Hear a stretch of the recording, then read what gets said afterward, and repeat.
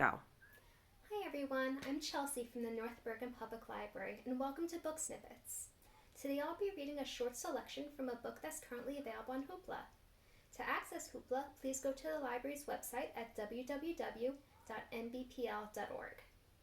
Today I'll be reading a short selection from Frankissstein by Jeanette Winterson. Lake Geneva, 1816. Reality is water-soluble. What we could see, the rocks, the shore, the trees, the boats on the lake, had lost their usual definition and blurred into the long gray of a week's rain. Even the house, that we fancied was made of stone, wavered inside a heavy mist, and through that mist, sometimes, a door or a window appeared like an image in a dream. Every solid thing had dissolved into its watery equivalent. Our clothes did not dry. When we came in, and we must come in because we must go out, we brought the weather with us. Waterlogged leather, wool that stank of sheep. There was mold on my underclothes. This morning, I had the idea to walk naked. What is the use of sodden cloth, of covered buttons so swollen in their buttonholes that I had to be cut out of my dress yesterday? This morning, my bed was as wet as if I had sweated all night. The windows were misty with my own breath. Where the fire burned in the grate, the wood hissed like a dejection of nature. I left you sleeping, and I trod silently down the filmy stairs, my feet wet. I opened the main door to the house. The rain continued, steady and indifferent. For 7 days now it had fallen, not faster, not slower, not increasing, not abating. The earth could swallow no more, and the ground everywhere was spongy. The gravel paths oozed water, and several springs had burst through the orderly garden, eroding soil that deposited itself in thick black puddles at our gate.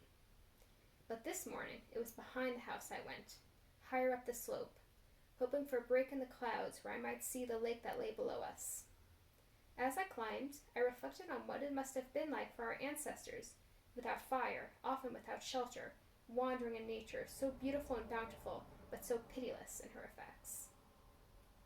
I reflected that without language, or before language, the mind cannot comfort itself. And yet, it is the language of our thoughts that tortures us more than any excess or deprivation of nature. What would it be like? Nay, what would it be?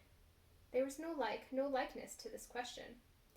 What would it be to be a being without language, not an animal, but something nearer to myself? Here I am, in my inadequate skin, goose-fleshed and shivering, a poor specimen of a creature, with no nose of a dog, and no speed of a horse, and no wings like the invisible buzzards whose cry I hear above me like lost souls, and no fins or even a mermaid's tail for this wrung-out weather. I am not as well found as that dormouse disappearing into a crack in the rock. I am a poor specimen of a creature, except that I can think. In London, I was not so content as I am here on the lake and in the Alps, where there is solitude for the mind. London is perpetual, a constant streaming present hurrying towards a receding future.